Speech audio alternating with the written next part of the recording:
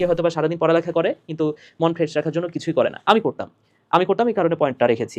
আমি যে কাজটা করতাম, আমি যেহেতু রাজশাহীতে থাকতাম, প্রতিদিন আমি পদ্মার পাড়ে দৌড়াইতাম। হ্যাঁ, বা রাজশাহী ইউনিভার্সিটি ছিল, সেখানে দৌড়াইতাম।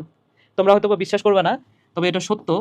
ঢাকা ইউনিভার্সিটির ভর্তি পরীক্ষার দিনও আমি সকালে দৌড়াইছি, বা ডেন্টাল ভর্তি পরীক্ষার দিনের কথা মনে আছে ভালোমতো। তো এই ডেন্টাল ভর্তি পরীক্ষার আগের দিন, সকালে, যেদিন ধরে নাও যে 10টায় পরীক্ষা, আমি সকালে আমার সাথে আরেকটা ফ্রেন্ড, আমরা পুরা রাজশাহী ইউনিভার্সিটি একটা চক্কর দিয়ে ঘুরছি। ঠিক আছে? প্রায় 1 থেকে 1.5 ঘন্টার মতো। পরীক্ষার দিন সকালে সবাই কি করে? সকালে ওঠার পরে পড়ালেখা শুরু করে, তাই না? তো আমি টোটালি ভিন্ন ছিলাম। আমি যে কাজটা করতাম যে আমার সামনে পরীক্ষা আছে, আর 2 ঘন্টা পরে পরীক্ষা, আমি পড়ব না এই সময়টাতে। পড়তাম না এমন না, জাস্ট উপর দিয়ে ভাষা সুপারফিশিয়ালি পড়তাম। বুঝতে পেরেছো? তো আমি মাইন্ডটাকে ফ্রেশ রাখার জন্য প্রতিদিন সময় ব্যয় করতাম।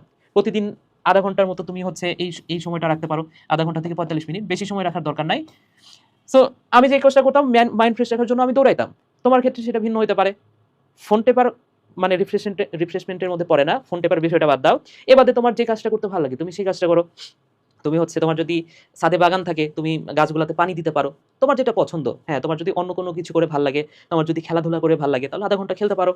তো যেভাবে হোক তোমার মাইন্ডটাকে ফ্রেশ রাখতে হবে। এবং এই যে মাইন্ডটা ফ্রেশ রাখার কারণে আমি সারাদিনের একটা এনার্জি পেয়ে যাইতাম। সকালবেলা আমি খুব ভোরে উঠে দৌড়াইতাম, অথবা সারা রাত যদি জেগেও থাকতাম সেক্ষেত্রে তারপরেও আ ভোরে উঠে দৌড়াইতাম। হ্যাঁ? তারপরে এসে ঘুমাইতাম প্রয়োজনে। তো এতে করে আমার হইতো কি বলতো? সারাদিন এই যে আমার মনটা যে একবার ফ্রেশ হয়ে গেল, সারাদিন পড়ার যে এনার্জিটা, এই এনার্জিটা বা ফিউলটা এখান থেকেই কিন্তু আসতো আমার। বুঝতে পেরেছো? তো এই রিফ্রেশমেন্টের জন্য আমি সময় রাখতাম। হয়তোবা অনেকে রাখে না। তুমি চাইলে রাখতে পারো।